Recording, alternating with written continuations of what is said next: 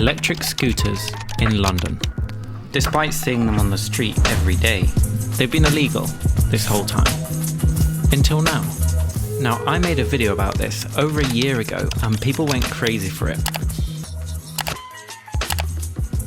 But then for over a year, absolutely nothing happened. But that's all changed, welcoming the first legal e-scooter in the UK.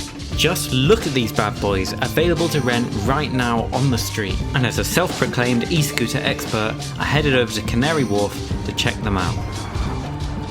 So here's what you need to know.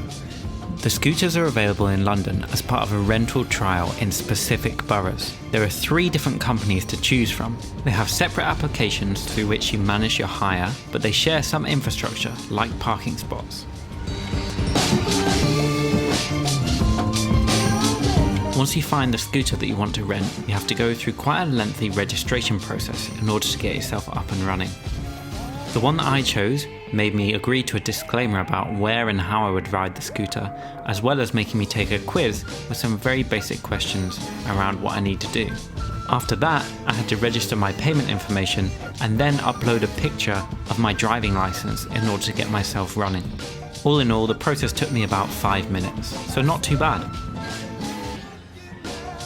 And just like that, I was away and riding.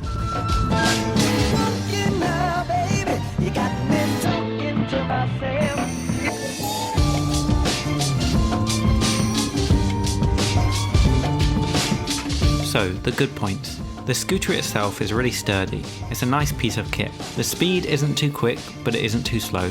The range is also pretty good. And finally, the pricing is reasonable. It's not the cheapest, but it costs 15p per minute, which isn't outrageous. But as with most new initiatives, there's a couple of things that could definitely be improved. The first one is that rules seem to differ by borough.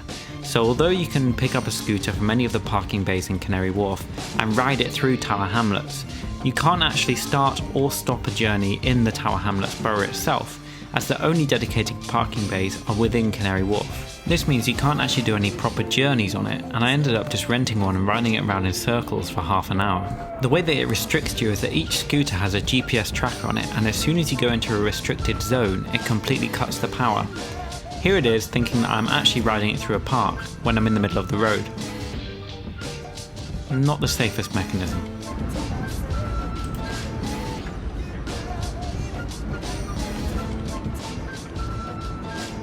So to sum up, it's a good start, but kind of a flawed initiative. If we really want to push this forwards, we need to legalise private ownership. That way people can start making journeys that actually matter, and we can take people out of cars and give them a more eco-friendly method of transport. But until that happens, I'll be sticking with my electric bike.